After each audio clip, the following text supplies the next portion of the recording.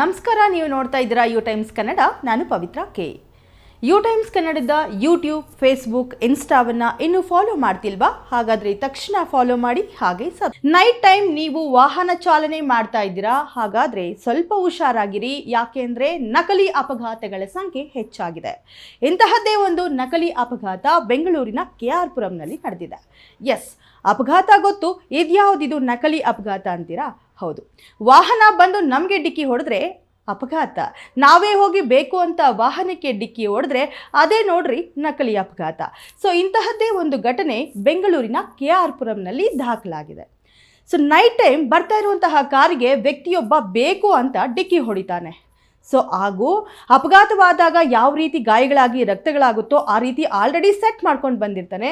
So ಕಾರವ್ರನ್ನ ನಿಲ್ಲಿಸಿ ನನಗೆ ಅಪಘಾತ ಮಾಡಿ ಹೋಗ್ತಾ ಇದ್ದೀರಾ ಅಂತ ಸೀನ್ ಕ್ರಿಯೇಟ್ ಮಾಡ್ತಾನೆ.